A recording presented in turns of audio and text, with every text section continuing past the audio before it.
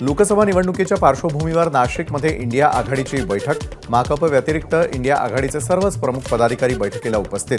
प्रचाराची रणनीती, बूथ स्तरावर काम कसं होणार या संदर्भातली बैठकीत चर्चा।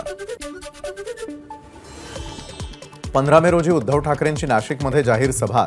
ठाकरे गटाचे नाशिकचे उमेदवार राजाभाऊ वाजेंच्या प्रचारार्थ ठाकरेंची सभा होणार। भाजपच्या वर्धापन दिनी पुण्यामध्ये भाजपचं घर चलो अभियान। मुरलीधर मोहोळ यांच्या प्रचारासाठी पुण्यात भाजप 3 लाख घरांमध्ये विशेष पत्रक वाटणार। चंद्रशेखर बावनकुळे आणि चंद्रकांत पाटील सहभागी होणार।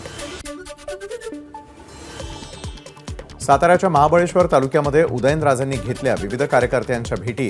यावेळी भिल्लारच्या एका आर्टिफिशियल जंगल सफारीमध्ये उदयनराजे सहभागी।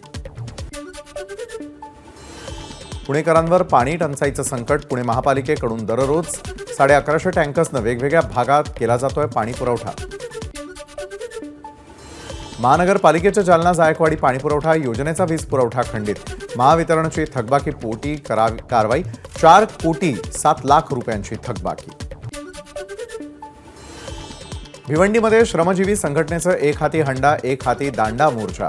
भिवंडीमधील अनेक गावात आदिवासी पाड्यांवर पाणी उपलब्ध नसल्यानं नागरिकांमध्ये तीव्र संताप। सांगली, सातारा आणि सोलापूरमध्ये पाण्याची भीषण टंचाई। मात्र इतक्या गंभीर मुद्द्यांकडे सत्ताधाऱ्यांचं दुर्लक्ष। जयंत पाटील यांची ट्विट करत सरकारवर टीका। तर संपूर्ण दिवसभरात घडलेल्या इतरही महत्त्वाच्या घडामोडींचा अगदी सविस्तर आढावा आणखी एका छोट्याशा ब्रेकनंतर।